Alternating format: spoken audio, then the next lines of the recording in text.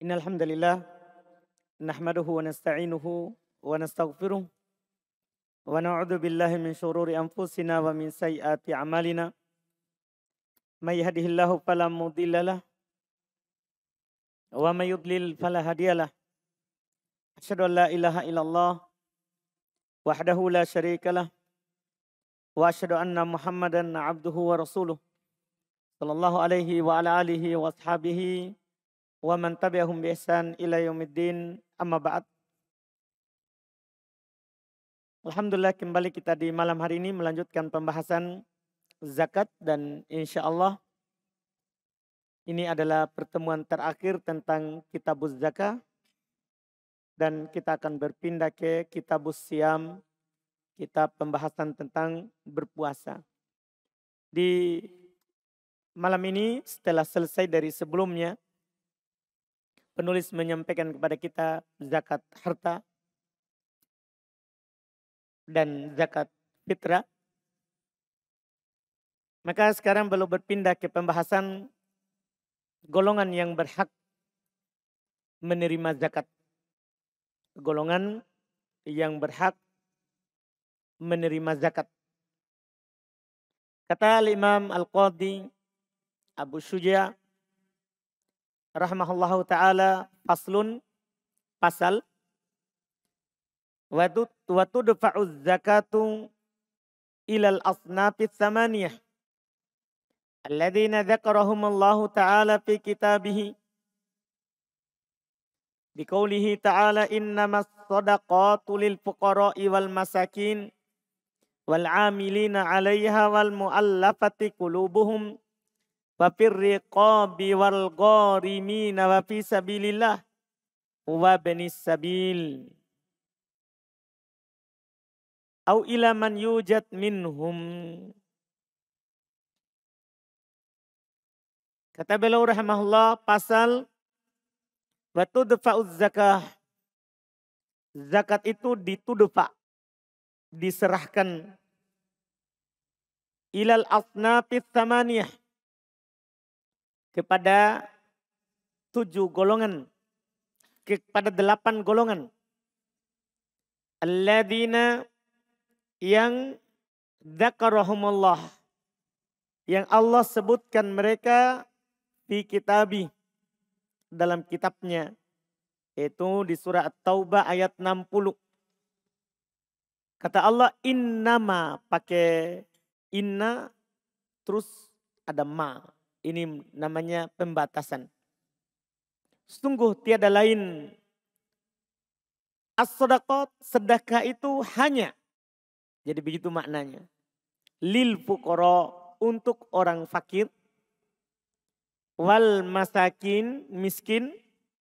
Wal amilina 'alaiha, yang beramal, bekerja atas zakat itu, amil.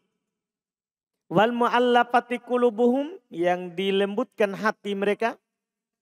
Wa fir riqab, yang berada dalam perbudakan, dia ingin merdeka.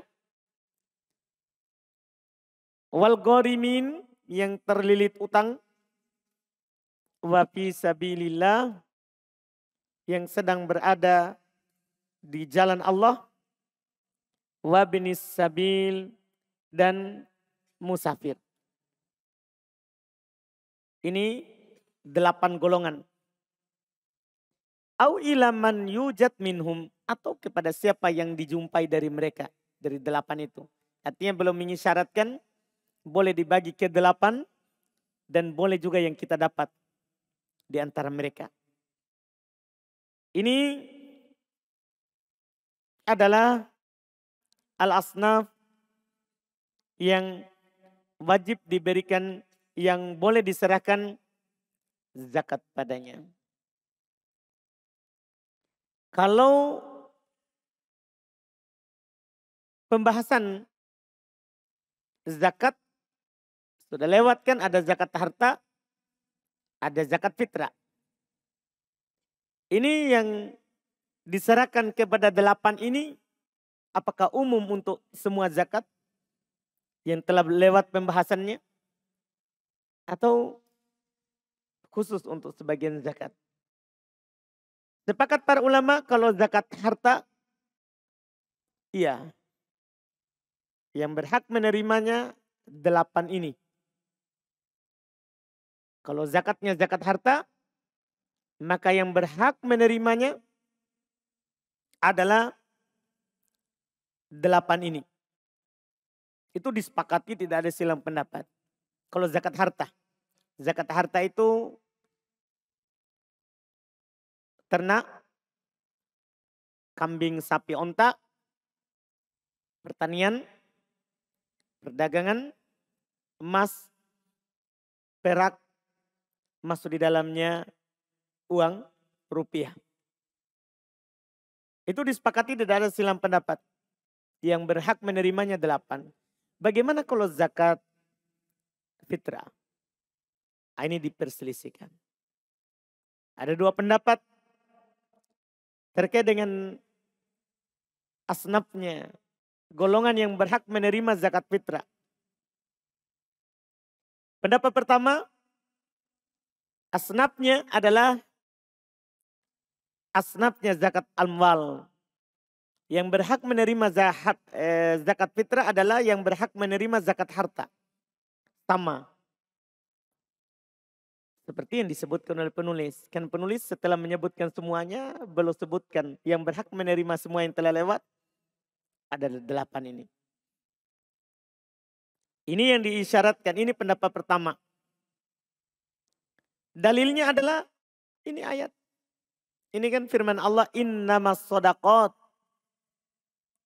Tiada lain zakat itu. Ini kan masuk sedekah amwal, sedekatul fitr.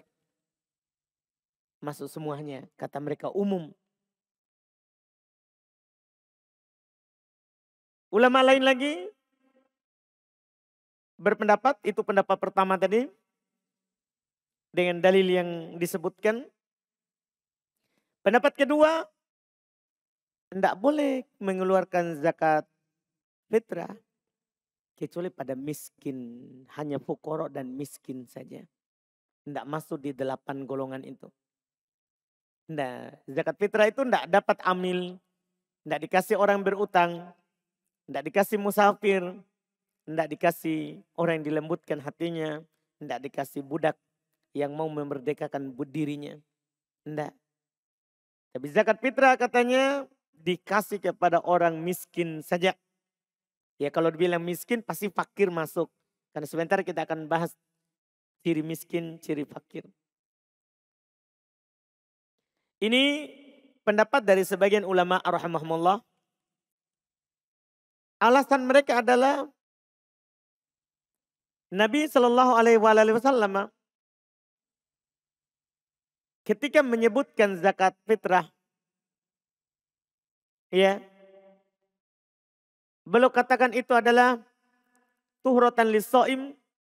Zakat fitrah itu adalah untuk mensucikan orang yang berpuasa dari kesisiaan, kelalaian yang ada di bulan Ramadan. Wa tu'matan lil masakin, dan makanan untuk orang miskin. Memang Allah sebutkan 8 golongan. Tapi secara khusus Nabi menyebutkan zakat fitrah itu untuk makanan orang miskin. Ada dalil khusus. Kalau dilihat dari 2 pendapat yang disebutkan,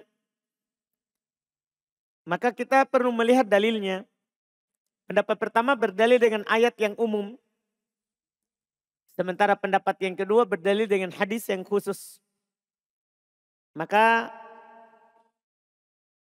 Syekhul Islam Ibn Taimiyah, Ibnul Qayyim, demikian pula dipilih oleh Syekh Al-Albani, serta sebelumnya oleh Al-Imam Asy-Syaukani, adalah pendapat yang mengatakan kalau zakat fitrah itu khusus miskin. Karena dalilnya khusus. Nabi memang langsung sebut itu makanan untuk orang miskin. Ini insya Allah yang kuat. Tidak ada masalah di sini. Dan juga sebenarnya juga kalau kita melihat pendapat pertama kan Boleh juga zakat harta itu hanya dikasihkan ke miskin saja. Boleh juga zakat harta itu, zakat fitrah dikasih ke miskin. Berarti ketemu juga. Hanya saja pendapat pertama 8 yang berhak menerimanya. Kalau pendapat kedua khusus miskin. Dan ini lebih kuat insya Allah. Terkait dengan golongan yang berhak menerima zakat. Dilihat zakat harta apa. Zakat apa. Zakat harta yang berhak menerimanya adalah 8 golongan. Sementara zakat fitrah pendapat yang kuat itu adalah miskin. Nah, sini sekarang kita bahas 8 golongan tadi yang berhak menerima zakat. Pertama yang Allah sebutkan adalah al-fuqara. Siapa itu fakir? Kata para ulama al-fakir huwallazi la mala lahu wa la kasba au lahu mal au kasb walakin la yakfi. Fakir itu yang tidak punya harta, tidak punya pekerjaan. Atau punya pekerjaan, atau punya harta, tapi tidak mencukupi kebutuhannya. Itu namanya fakir. Itu namanya fakir. Tidak punya harta, tidak punya kerjaan. Atau punya harta, punya kerjaan, tapi tidak mencukupi kehidupannya, kebutuhannya. Misal dalam sebulan dia butuh 500.000 uang belanja keperluan di dalam hidupnya sebulan. Tapi dia cuma punya 250.000 dalam sebulan. Ini namanya fakir. Golongan pertama yang berhak menerima zakat. Golongan kedua yang berhak menerima zakat adalah al-masakin. Miskin. Nah, miskin lebih tinggi keadaannya daripada fakir. Kalau miskin, lahu mal, atau lahu kasb, punya harta, punya pekerjaan. Tapi yakfi, hanya mencukupi kebutuhannya. Kalau tadi tidak punya harta, tidak punya pekerjaan. Atau punya harta, punya pekerjaan, tapi tidak cukup. Kalau ini pas dengan kebutuhannya. Seperti tadi contohnya, dia memiliki kebutuhan setiap bulan 500.000. Dia hanya punya 500.000 penghasilannya. Ini disebut miskin. Jadi fakir aswa halan minal miskin. Fakir itu lebih buruk keadaannya daripada apa? Miskin. Ini golongan kedua yang berhak menerima zakat. Golongan ketiga, al-amil. Disebutkan dalam ayat. Siapa itu al-amil? Kata para ulama, huwallazi ista'malahul imam ala akhdiz zakawat. Amil itu adalah yang dipekerjakan oleh imam, pemerintah, untuk memungut zakat. Itu namanya amil. Yang diangkat oleh pemerintah untuk memungut zakat. Artinya ini definisi bagus sekali dari ulama kita. Artinya kalau ada petugas pemungut zakat tidak ditunjuk oleh pemerintah, itu namanya bukan amil. Tapi itu hanya wakil dari sohib mal, pemilik zakat, untuk menyerahkan zakatnya ke yang berhak. Bukan amil. Perhatikan ini amil definisinya. Karena kadang sebagian di tempat kita, di masyarakat, biar itu di masjid dibilang amil zakat. Akhirnya dia berhak juga mendapat zakat. Nah, amil itu kata para ulama, ahualladzi ista'amalahul imam, yang ditunjuk oleh pemerintah. Jadi memang dia punya izin resmi sebagai pengumpul zakat. Baru dibilang amil. Baru dibilang amil. Rata-rata di tempat kita bukan amil namanya. Itu hanya wakil, penyalur zakat. Orang yang menjadi wakil pemilik harta. Yang mau serahkan zakatnya ke orang yang berhak mendapatkannya. Ini kalau tidak ditunjuk oleh pemerintah. Ini dibahas dalam buku-buku fikih termasuk fikih Syafi'iyah. Termasuk fikih Syafi'iyah.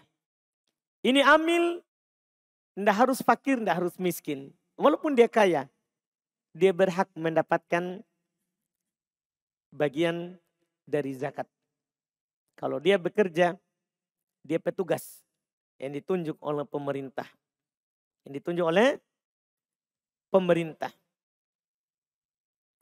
Ini golongan yang ketiga yang disebutkan dalam ayat. Iya. Terus juga kalau dalam fikih Syafi'iyah, mereka agak ketat sedikit terkait dengan masalah amil ini. Pertama harus ditunjuk oleh pemerintah. Yang kedua, mereka katakan ayyakuna faqihan fi babiz zakah. Harus dia paham bab zakat. Jadi harus dia sudah pelajari bab zakat. Itu syarat mereka. Hatta ya'rifa ma yajibu minal mal wa qadril wajib wal mustahiqu min ghairihi. Supaya dia tahu kadar yang wajib dari harta itu supaya dapat zakat.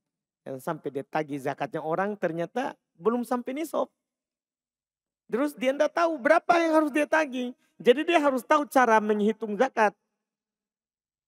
Kalau punya harta berupa emas perak, dia harus tahu emas harus 85 gram baru boleh ditagih zakatnya.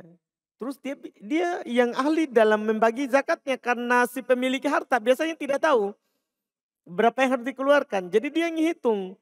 Ini bagi 40 sekian yang keluar. Jadi dia yang hitungkan. Iya, kalau berupa uang, kalau perak dia harus tahu nisabnya 595 gram.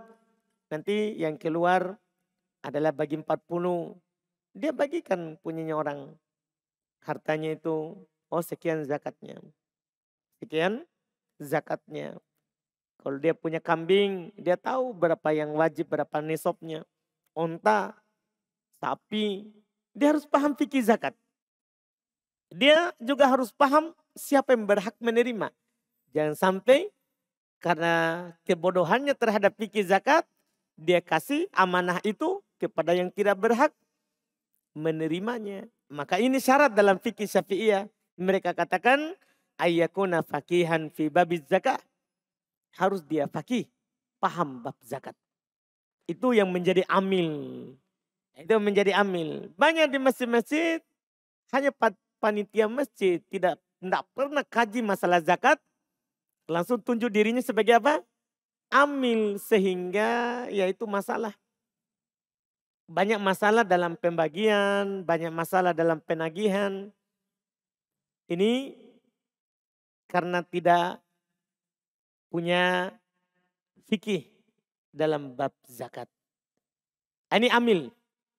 Ini amil. Jenis golongan ketiga. Golongan keempat. Al-mu'allafati qulubuhum. Yang dilembutkan hatinya. Kata para ulama yang dilembutkan hatinya di sini maksudnya muslim. Yang baru masuk Islam mau dilembutkan hatinya supaya dia tambah kuat Islamnya. Karena menurut para ulama dinukil kesepakatan bahwa zakat itu tidak diberi kepada orang kafir. Itu yang disebutkan. Dia harus masuk Islam, orang yang muslim. Yang mau dilembutkan hatinya. Walaupun dia kaya kata para ulama, yang penting dia mau lembutkan hatinya. Misalnya dia benci dakwah, benci Islam, tapi dia muslim. Boleh dikasih harta dari zakat. Karena kadang orang kalau dikasih nasihat tidak lembut, tapi dikasih uang langsung lembut. Iya. Itu sebagian orang, tidak semua orang. Iya, tidak semua orang. Ini yang disebutkan. Apalagi kata para ulama kalau dia merupakan pembesar kaumnya. Misalnya kalau suku, kepala sukunya masuk Islam. Ya, dia dikasih. Dilembutkan hatinya. Dilembutkan hatinya. Iya. Terus ini golongan yang keempat. Golongan yang kelima disebutkan di Quran al-ghorimin. Ya, orang yang terlilit utang. Dia berutang, tidak bisa dia bayar. Apa karena bangkrut usahanya, ya, atau memang dia tidak punya usaha, akhirnya dia berutang untuk memenuhi kebutuhan hidupnya. Maka ini diberi dari zakat harta. Ini diberi dari zakat harta. Ini gampang, ini bentuk ini. Golongan yang keenam yang terlilit utang. Kemudian golongan yang ketujuh yang disebutkan dalam ayat adalah fi sabilillah. Mereka yang berada di jalan Allah. Dan para ulama kita menjelaskan di jalan Allah di sini adalah dua golongan. Yaitu yang berjihad dengan pedang atau yang berjihad dengan lisan. Berjihad dengan pedang maksudnya al-mujahid, al-guzah, pasukan perang.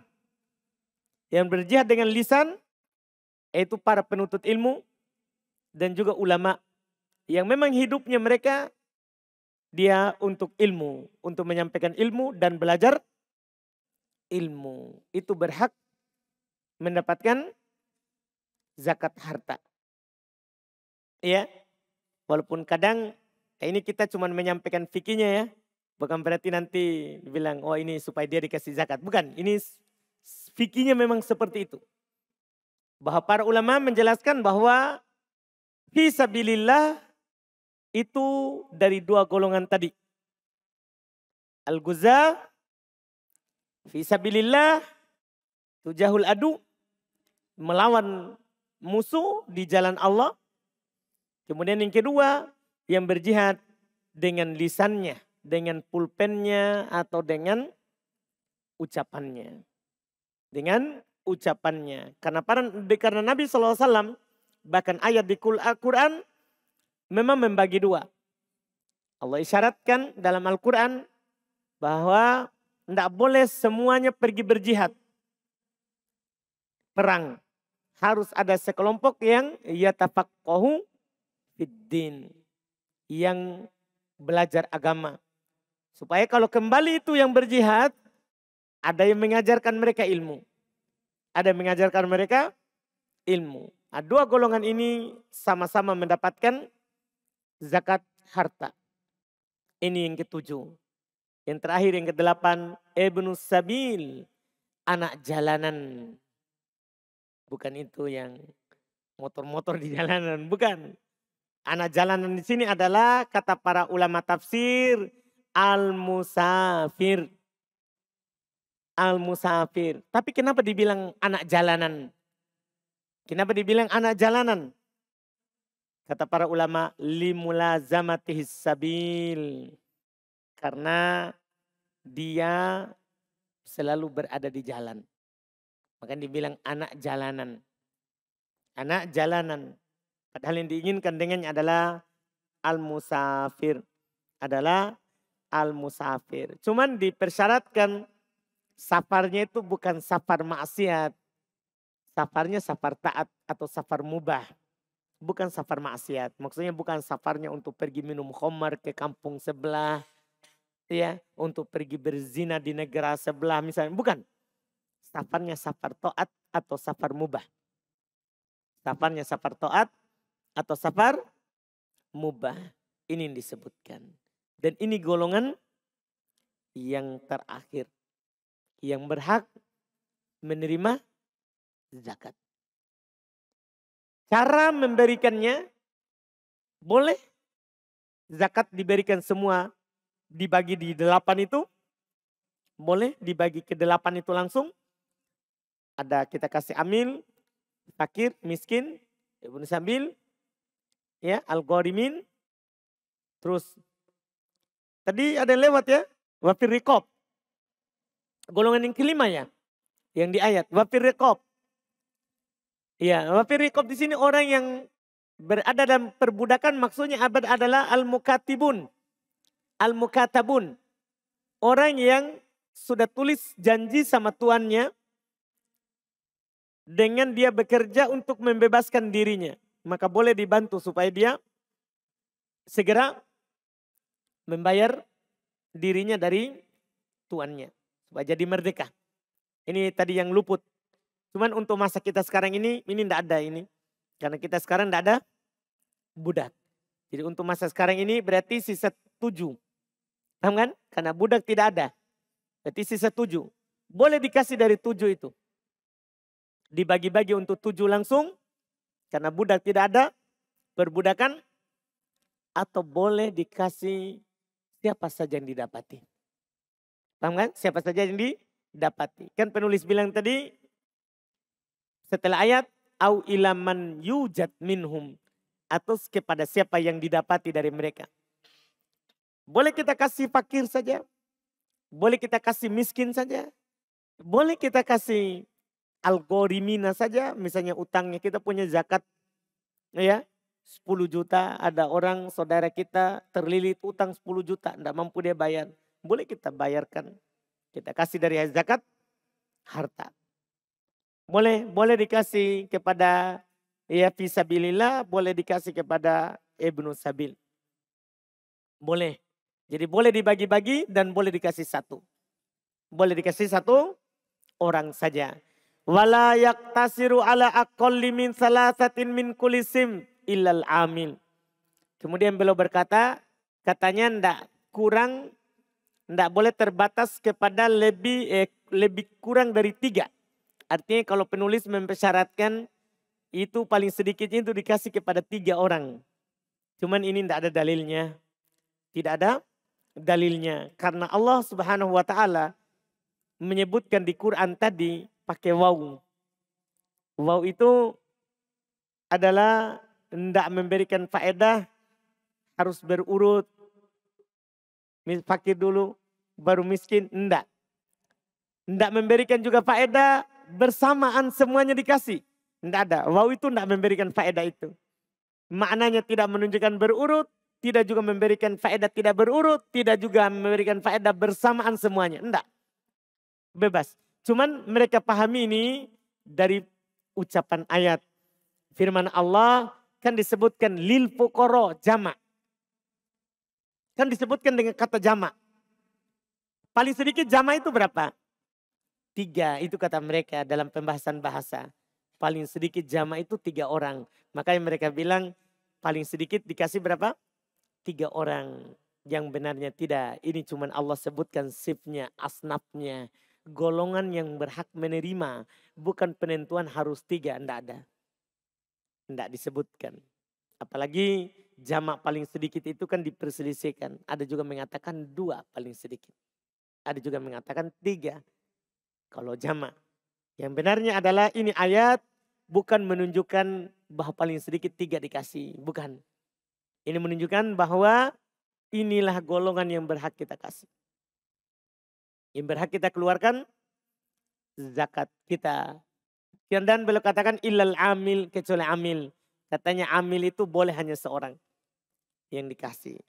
Ya, boleh hanya seorang yang dikasih. Setelah itu beliau berkata, setelah beliau menjelaskan yang berhak, sekarang beliau jelaskan yang tidak berhak. Wa khamsatun la yajuzu daf'uha ilaihim. Ada 5 golongan. Tidak boleh diberikan zakat kepada mereka. Ada 5 golongan yang tidak boleh diberikan zakat kepada mereka. Al-ghaniyyu bimalin au kasbin. Golongan pertama yang kaya. Apa karena dia punya harta atau karena dia bekerja? Gajinya itu banyak. Melebihi kebutuhannya. Melebihi kebutuhannya. Itu yang pertama tidak boleh dikasih. Tentunya selain yang amil ya, karena kalau amil biar kaya boleh. Orang yang menjadi amil zakat walaupun kaya boleh. Ini yang tidak masuk di tadi.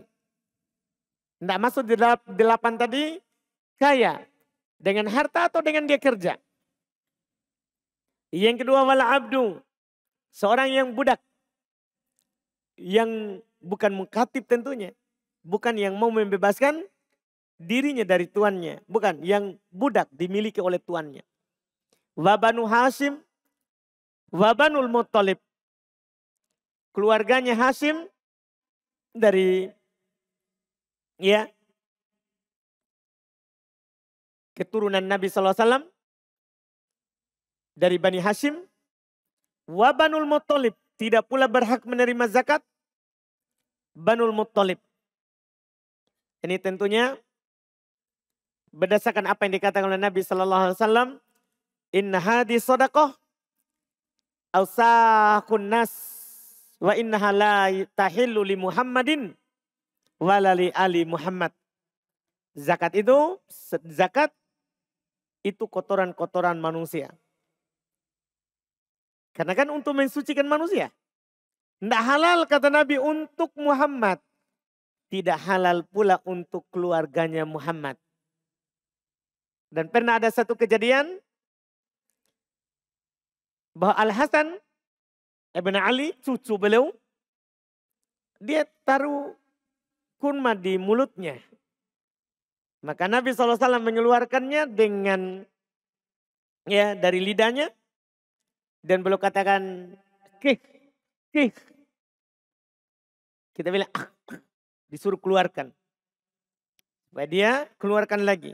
Dan beliau katakan, inna ala Muhammad la tahillu lana sadaqat. Kita keluarga Muhammad tidak halal sedekah. Jadi alul bait itu tidak halal zakat. Mereka tidak makan zakat. Mereka hanya boleh menerima hadiah. Kalau zakat tidak halal. Dari Banu Hashim dan Banul Muttalib. Ini tidak halal, tidak berhak menerima zakat.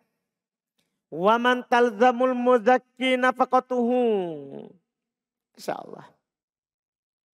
Dan yang tidak berhak menerima zakat adalah zakat wajib ya. Siapa yang wajib dinafkahi oleh si pezakat. Misalnya istri. Kan wajib dinafkahi oleh suaminya. Tidak berhak dia menerima zakat dari suaminya. Orang tuanya, anaknya. Paham kan? Tidak boleh, tidak berhak menerima zakat. Tidak berhak menerima zakat. Iya. Itu disebutkan berikutnya. Wala yadfa'u ilaihi sahamul fuqara wal masakin. Tidak diberikan kepadanya bagiannya fuqara dan miskin. Tidak. Karena wajib dia nafkahi. Yang wajib dia kasih nafkahi, bukan sedekah. Bukan zakat wajib. Kalau sedekah sunnah, boleh. Suami boleh dia kasih anaknya, dia boleh kasih istrinya. Sebagaimana kalau istri punya harta, boleh dia kasih suaminya kalau sedekah sunnah. Adapun kalau sedekah wajib, zakat wajib, tidak boleh dikasih kepada orang yang wajib dia nafkahi. Kemudian golongan terakhir, kelima, yang tidak boleh diberikan zakat kepadanya, wal kafir. Dan kepada orang kafir. Ya, tidak boleh memberikan zakat kepada kafir. Karena Nabi SAW berkata kepada Mu'ad ketika belum mengutusnya ke Yaman, fa'limhum anna alaihim sadaqatan tu'khadu min agniyaihim faturaddu ala fuqaraihim. Di awalnya kan kalau mereka sudah bersyahadat, ajarkan mereka sholat. Kalau mereka sudah mau sholat, ajarkan kepada mereka bahwa Allah wajibkan kepadanya zakat. Diambil zakat itu dari orang kayanya mereka muslim. Dan diberikan kepada orang fakirnya juga mereka muslim. Ini dari Nabi kita Muhammad sallallahu alaihi wasallam. Iya. Walaupun ada juga ulama yang berpendapat bahwa di sini juga dikembalikan kepada fakir, bisa juga masuk kafir. Karena domir hum diambil dari orang kaya negeri itu, dikembalikan ke orang miskin negeri itu.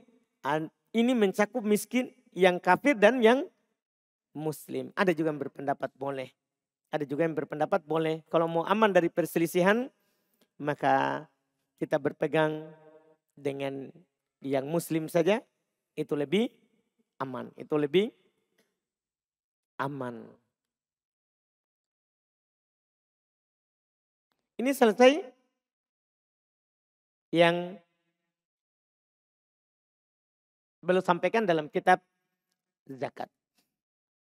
Terus terakhir, belum tidak singgung, dan ini terkait dengan zakat fitrah. Kalau zakat harta kan sudah. Kalau onta 5 1 kambing, kan itu yang dikeluarkan. 10 2 kambing, 15 3 kambing, 20 4 kambing, kan begitu. Sapi 30 1 tahun, masuk tahun kedua, 40 2 tahun, masuk tahun ketiga. Kan begitu. Kambing, keluarkan kambing juga.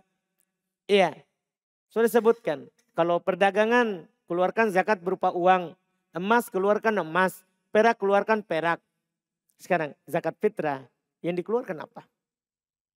Itu yang belum disinggung oleh penulis rahimallahu ta'ala. Dan sudah disebutkan yang dikeluarkan adalah kutul bilad. Makanan pokok negeri itu. Cuman dibilang boleh nggak diganti dengan uang. Kan kalau masalah sudah disinggung oleh penulis bahwa yang dikeluarkan adalah kut al-bilad. Makanan pokok negeri itu. Dan Syekh Ibnu Utsaimin, anak kasih antum faedah sebelumnya. Syekh Utsaimin berkata kebanyakan makanan pokok negeri-negeri saat ini adalah beras. Artinya sekarang kebanyakan zakatnya kita adalah beras. Boleh nggak diuangkan? Itu pertanyaannya. Boleh nggak kita rupiahkan? Ya, itu zakat harta, zakat fitrah. Kan berasnya kan kalau hitungan Syekh Ibnu Utsaimin 2,5 kilo. Kalau hitungan Syekh bin Baz 3 kilo. Boleh nggak ini 3 kilo kita uangkan saja, kita kasih miskin? Ya, ini 2,5 kilo kita uangkan saja, kita kasih miskin. Itu pertanyaan para ulama rahimahumullah. Dalam masalah ini ada 2 pendapat. Pendapat pertama, boleh diuangkan. Boleh kita uangkan. Ini pendapatnya kalau dari ulama madhab, pendapatnya Abu Hanifah. Yang mengatakan boleh uang ini, pendapatnya Abu Hanifah. Kalau dari fikih, Imam 4. Dari Imam 4, boleh uangkan. Ini Abu Hanifah. Iya. Sementara selain Abu Hanifah, seperti Imam Malik, Imam Syafi'i, Imam Ahmad. 3 ulama madhab yang lain mengatakan tidak boleh dikimahkan, tidak boleh diuangkan. Tidak boleh diuangkan, harus yang disebutkan. Mana dari 2 pendapat ini yang kuat? Kita melihat dalil. Kita melihat dalil. Pertama, yang berkata bahwa yang dikeluarkan adalah makanan pokok, yaitu mayoritas ulama dalam hal ini, Imam Malik, Imam Syafi'i, Imam Ahmad. Dan tentunya pengikut-pengikut dari madhab 3. Dalil mereka adalah apa yang datang dalam hadits riwayat Imam Al-Bukhari dan Imam Muslim.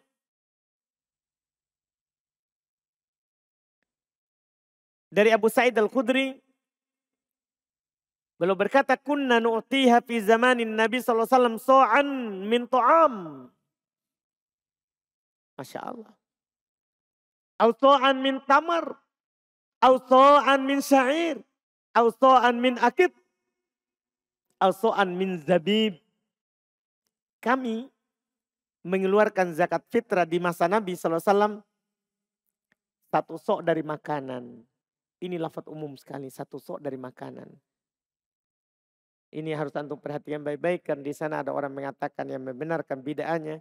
Kalian keluarkan zakat dengan beras. Kan di masa Nabi tidak ada beras. Kan Nabi bilang makanan. Beras bukan makanan. Kita bilang apa beras. Kan ini orang bodoh-bodoh sekali. Iya. Cuman dia mau benarkan bid'ah maulid. Jadi dia salahkan kita karena dia bilang itu maulid tidak ada di masa Nabi. Beras tidak ada di masa Nabi. Kalian juga keluarkan. Kan Nabi bilang satu sok dari makanan. Ini mencakup semua yang kita makan dari kebutuhan pokok kita. Iya. Juga kami keluarkan satu sok dari kurma, satu sok dari gandum, satu sok dari keju, satu sok dari anggur, kismis. Dan itu makanan mereka waktu itu. Itu makanan mereka waktu itu. Iya.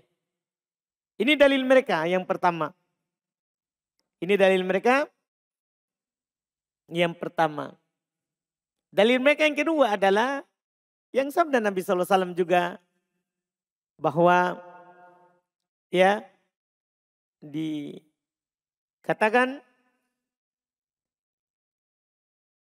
ketika belum menjelaskan zakat fitrah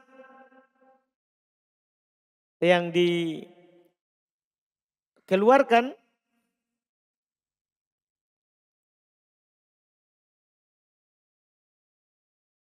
beliau sangat jelas sekali mengatakan zakatul fitr tuhratan lis-shaim.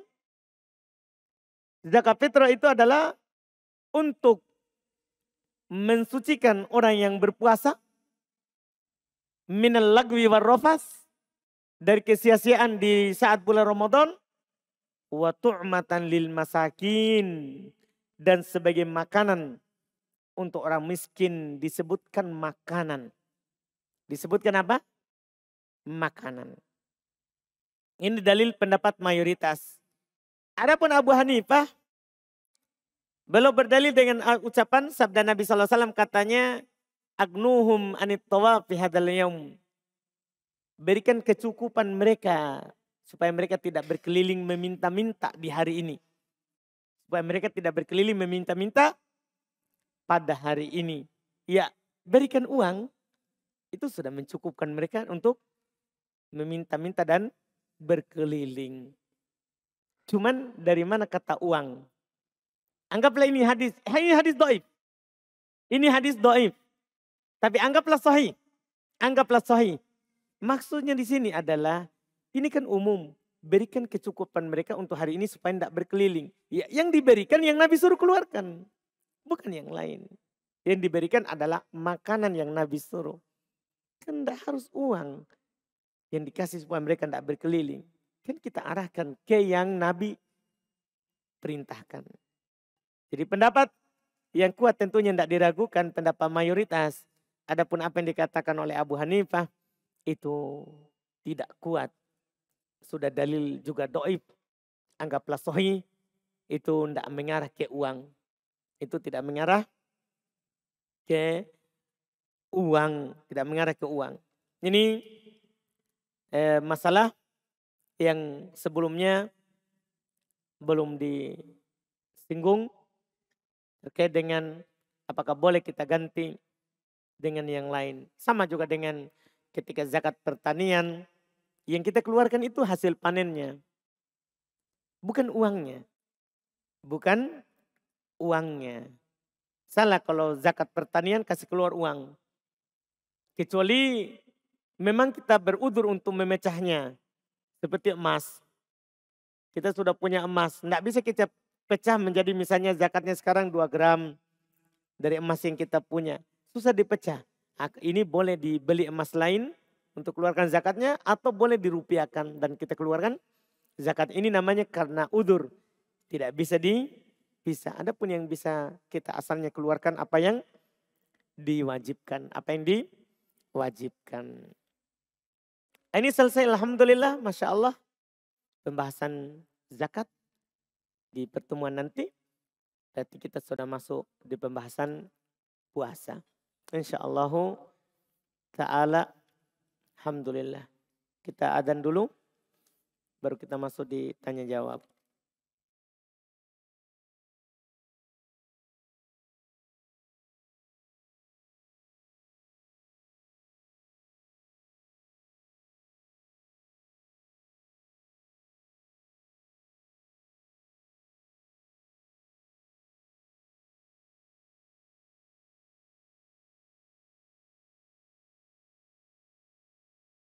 Bismillah.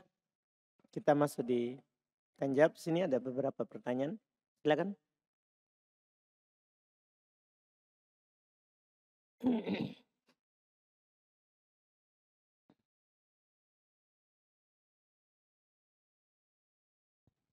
Bismillah. Saya mengeluarkan zakat fitri di malam takbiran. Tapi saya telepon orang yang penerima zakat ini bahwa dia datang ambil zakatnya di rumah. Tapi qadarullah dia ambil setelah sholat Id. Bagaimana hukumnya ini?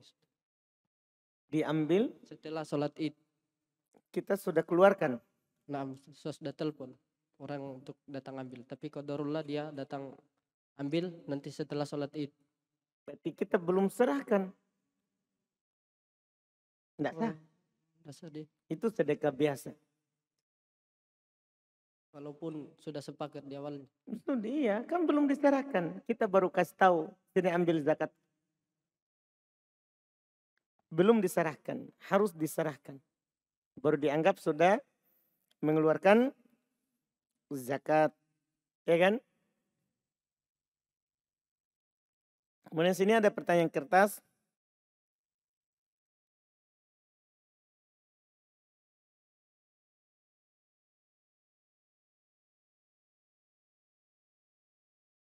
Apa hukum melawan pemerintah jika seorang muslim dipaksa murtad?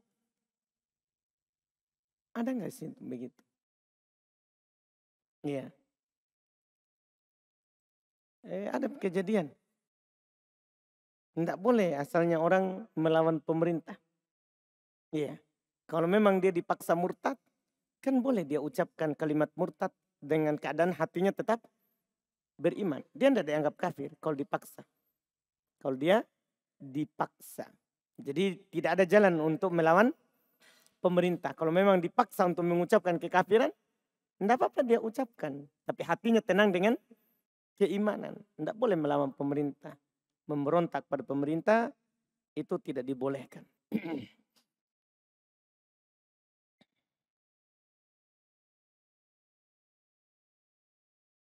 Ada perkataan dari nenek saya yang membuat saya termotivasi dalam belajar ilmu agama. Masya Allah.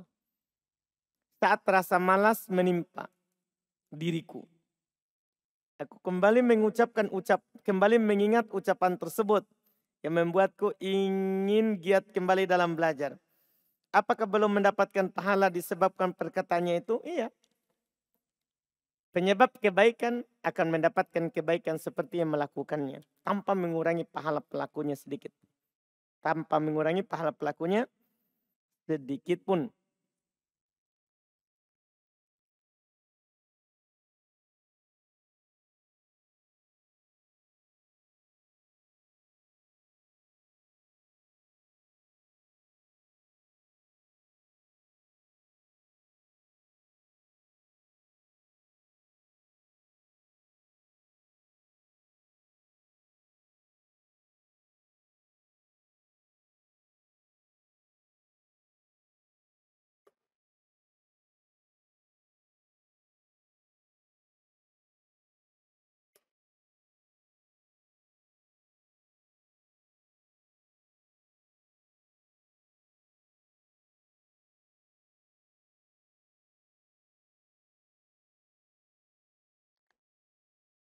Apa hukum bagi orang yang menyebarkan syubhat di tengah umat?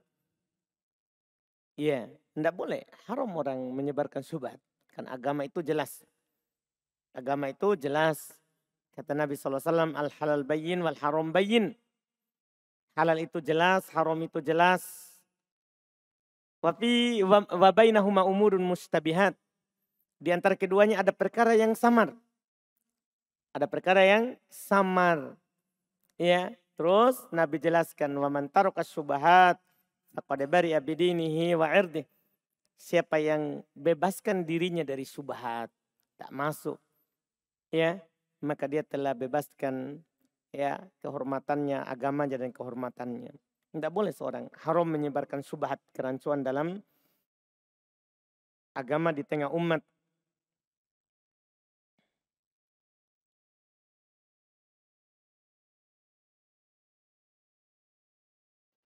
Apa Ustadz bagi penuntut ilmu yang baru, manakah yang didahulukan antara menghafal Quran, menghafal hadis atau belajar bahasa? Mana saja yang dimudahkan? Mana saja yang dimudahkan? Apa hukum mengepalkan tangan saat bangkit dari duduk istirahat dalam sholat? Hukumnya tidak sunnah. Hadits yang mengatakan bahwa Nabi SAW mengepalkan, bukan hadis dari Nabi SAW. Abdullah bin Umar ketika belum bangkit dari sujud ke rakaat berikutnya, belum bangkit dengan cara mengepalkan tangannya, ya'jin. Maka ketika muridnya seorang tabi'in bertanya, apa ini ya Aba Abdurrahman? Dia bilang sunnah. Itu adalah sunnah. Cuman di dalam sanad athar itu ada rawi yang dhaif. Ada rawi yang dhaif, tidak kuat. Maka yang benarnya seorang bangkit itu tidak dikepalkan tangannya. Itu yang sunnah. Disebutkan dalam hadits riwayat Imam Al-Bukhari dari sahabat Malik ibn Huwairith bahwa Nabi SAW berdiri wa ya'tamid ala yadayhi, bersandar dengan kedua tangannya. Bersandar dengan kedua tangannya, tidak dikepalkan, tidak dikepalkan.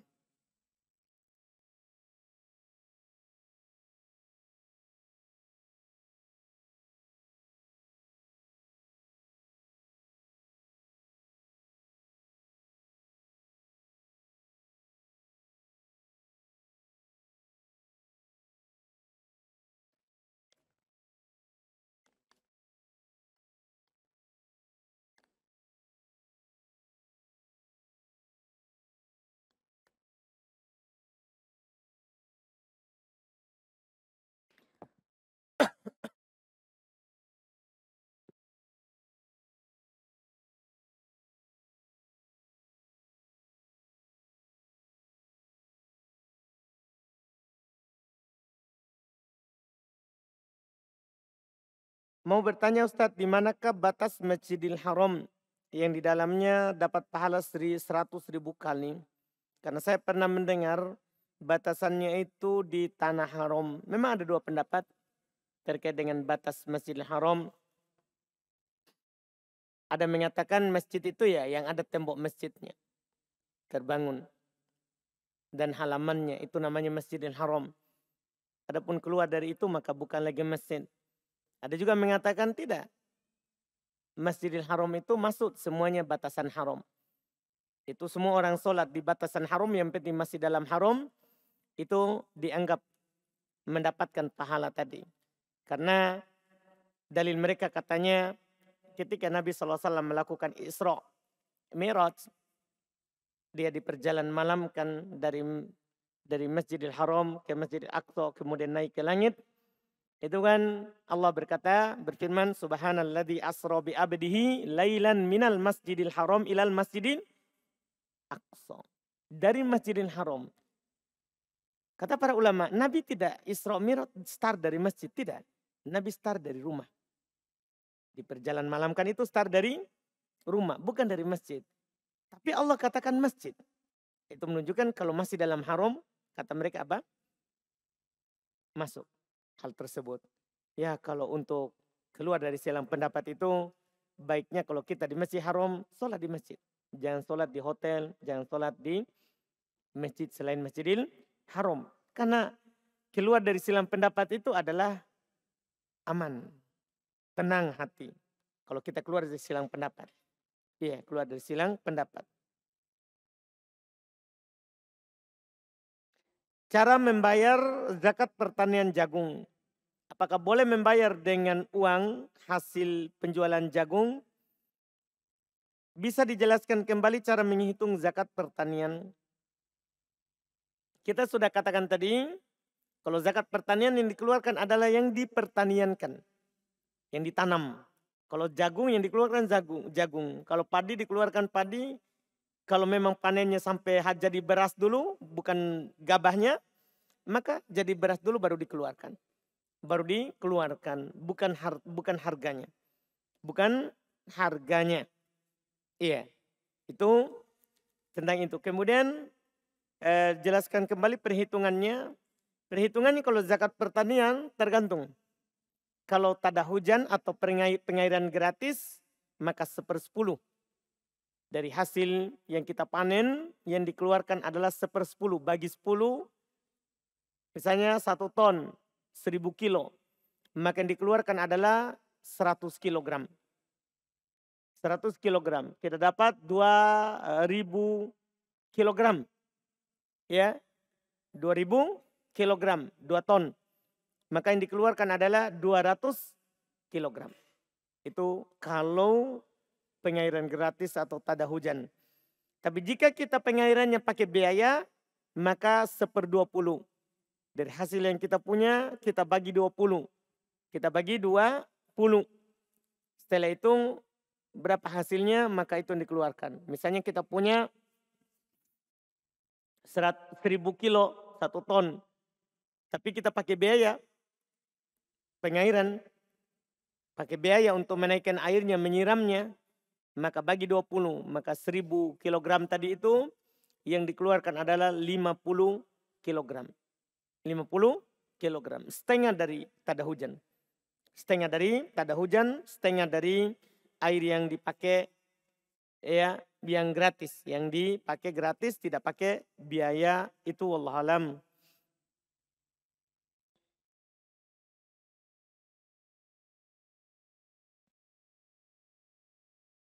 Orang kaya, gajinya banyak dan melebihi kebutuhannya. Kemudian dia seorang penuntut ilmu dan diberi oleh seorang zakat. Apakah dia boleh menerimanya dan bagaimana hukumnya? Boleh kan, itu tadi penuntut ilmu atau orang berjihad walaupun kaya boleh berhak menerima zakat. Jadi tidak harus miskin. Kan golongan itu, golongan yang disebut miskin itu syarat miskin. Miskin, fakir. Kalau penuntut ilmu atau orang menyampaikan ilmu atau yang jihad di jalan Allah dengan pedangnya tadi, walaupun kaya, dia dikasih zakat harta, dia dikasih zakat harta, wallahualam.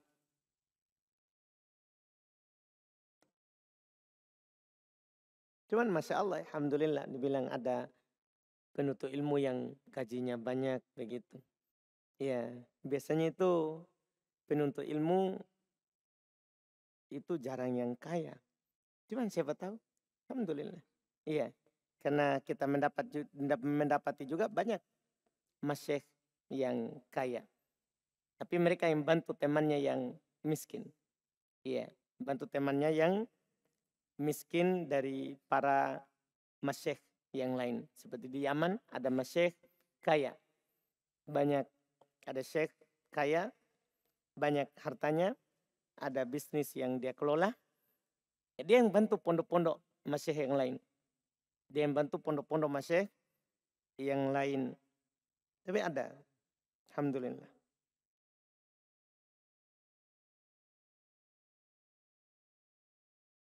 Bagaimana hukum zakat yang dipresentasi oleh pemerintah dari 8 golongan yang disebutkan? Apakah anak tetap menjalankan sesuai dengan arahan pemerintah, misalnya untuk fakir 40%, untuk miskin 30% dan seterusnya. Ya kalau itu arahan pemerintah, tidak ada masalah. Memang itu yang kita jalankan. Itu yang kita jalankan. Kita jalankan sesuai dengan arahan pemerintah kalau kita diatur oleh pemerintah. Apakah golongan ahli bid'ah berhak menerima zakat? Dengan mereka bahkan dengan mereka mengatakan bahwa mereka fisabilillah. Mereka tidak di fisabilillah, mereka di fisabilis syaitan. Ya, ahli bid'ah tidak di jalan Allah, itu di jalan syaitan. Ya, ahli bid'ah itu fisabilis syaitan, bukan fisabilillah. Iya, bukan fisabilillah. Walaupun mereka menamakan dirinya fisabilillah, kan bukan penamaan mereka yang dianggap, tapi penamaan Allah. Penamaan Allah Subhanahu wa taala.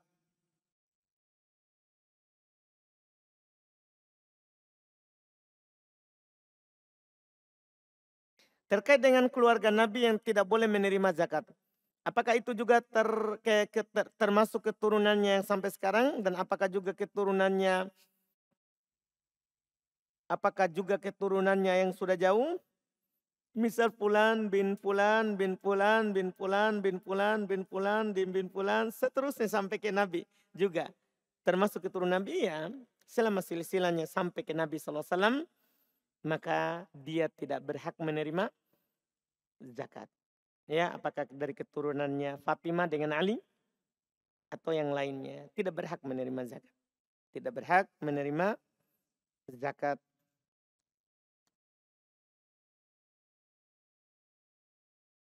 Bagaimana jika zakat fitrah kita dititipkan uang kepada amil zakat untuk nanti amil belikan beras?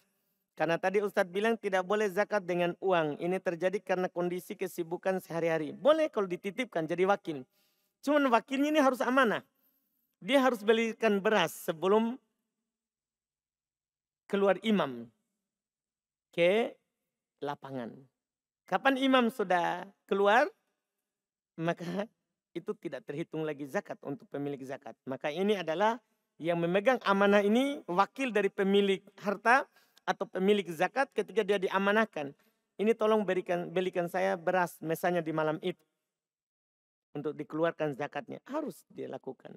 Kapan tidak dilakukan, maka kalau dia bagi uang, maka itu dianggap sedekah biasa, bukan zakat fitrah. Dan yang bersalah yang diwakilkan, bukan yang mewakilkan. Bukan yang mewakilkan. Benarkah Imam Nawawi berpendapat melafadzkan niat hukumnya sunnah? Disebutkan oleh para ulama, pengikut Imam Syafi'i belakangan salah paham terhadap ucapan Imam Syafi'i. Imam Syafi'i bilang tidak ada solat kecuali dengan melafadzkan. Jadi mereka arahkan dengan melafadzkan niat. Yang benarnya melafadzkan takbiratul ihram. Tidak ada solat tanpa melafadzkan takbiratul ihram. Karena sepakat para ulama, takbiratul ihram tidak sah kalau diucapkan dalam hati. Kalau diucapkan dalam hati. Makanya para ulama menjelaskan, pengikut Imam Syafi'i belakangan salah paham terhadap ucapan Imam Syafi'i.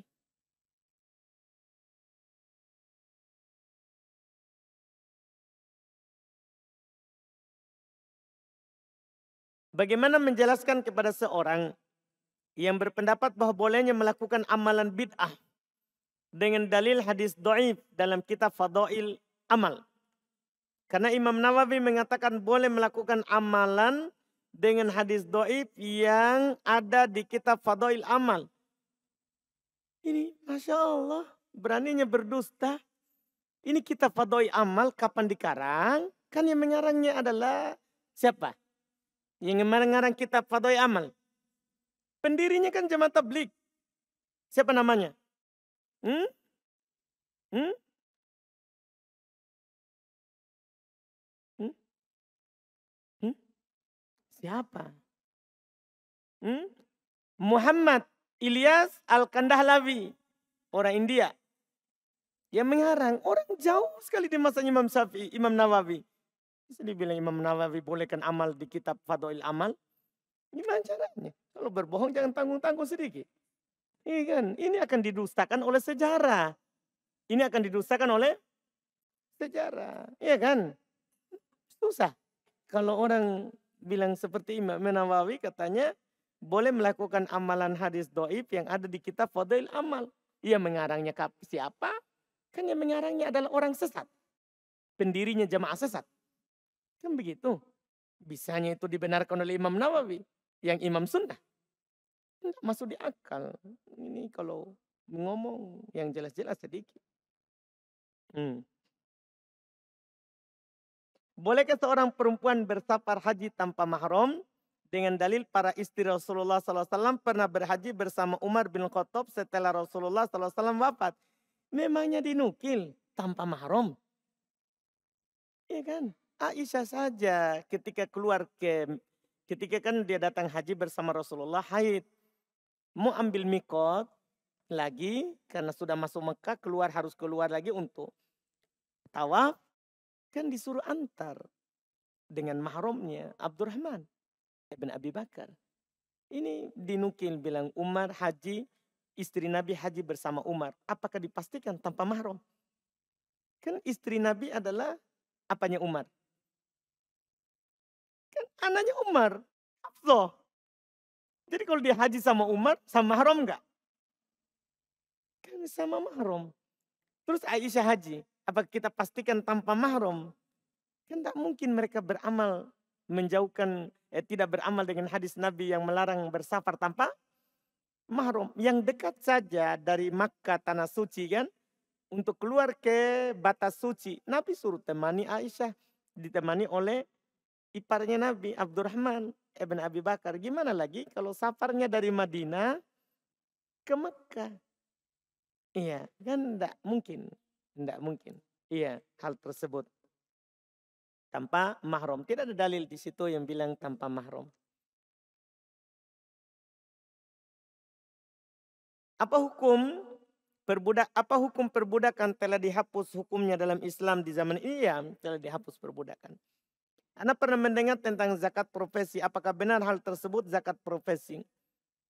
Kalau tersimpan setahun dan mencapai nisab, iya benar ada zakatnya.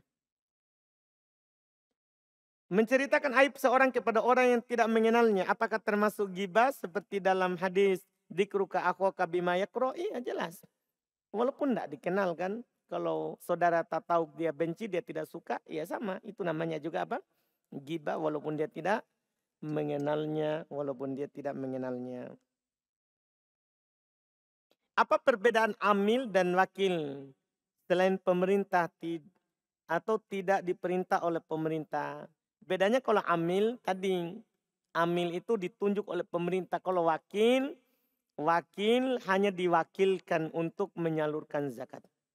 Untuk menyalurkan zakat. Bab wakala lebih luas daripada bab amil. Karena amil ditunjuk oleh pemerintah. Sementara wakil boleh ditunjuk oleh pemilik harta. Tolong keluarkan zakat saya, wakili saya untuk kasih orang miskin. Untuk kasih orang miskin. Misal orang kayanya tidak tahu orang miskin yang mana di mana. Boleh dia wakilkan ke orang untuk menyerahkan. Nah, terus saya lupa juga ingatkan tadi, zakat itu boleh diserahkan sendiri. Maksudnya ini kan tadi yang berhak menerima. Yang berhak menerima, itu yang diceritakan. Kalau keluarkan gimana? Apakah harus melalui amil? Enggak, boleh kita keluarkan sendiri. Zakat itu boleh kita serahkan sendiri. Enggak harus melalui amil. Iya, kalau kita tahu ada yang butuh. Bagaimana hukumnya jika kita junub pada malam harinya, tapi qadarullah kita lupa mandi junub, kita langsung saja ke masjid dan mengimami kaum muslimin. Nanti diingat pas selesai salam, jadi sebelum ke masjid cuman berwudu saja. Sah jamaahnya tapi dia tidak sah sholatnya. Makmumnya sah semua sholat berjamaahnya karena mereka tidak tahu kalau imamnya apa? Junub. Tapi dia wajib ulang sholat subuhnya. Karena dia tidak sah sholat dalam keadaan dia junub. Bagaimana memberikan zakat pada mertua kita? Apa hukum menerima zakat berupa uang? Bagaimana memberikan zakat pada mertua? Kalau itu wajib kita nafkahi, tidak boleh. Yang wajib, itu kan definisinya. Kapan itu wajib kita nafkahi, tidak boleh kita kasih. Iya. Hukum menerima zakat berupa uang. Kalau zakat harta, boleh. Tapi kalau zakat fitrah, maka kita nasihatkan untuk mengeluarkan berupa makanan. Kita kasih tahu dia. Kita kasih tahu pemilik zakat itu supaya dia belikan makanan. Atau kita yang bilang, ini zakat saya belikan beras supaya sah zakat tak. Supaya sah zakatnya. Ini kita kasih tahu orang yang tidak tahu. Itu wallahualam, alhamdulillah kita cukupkan. Semoga bermanfaat. Insya Allah kita nanti lagi lanjut di hari Senin depan kajian kitab Matan Abi Suja dengan masuk ke kitab yang baru yaitu tentang puasa Subhanakallah hamdik. Asyhadu an la ilaha illa anta astaghfiruka wa atubu ilaik. Assalamualaikum warahmatullahi wabarakatuh.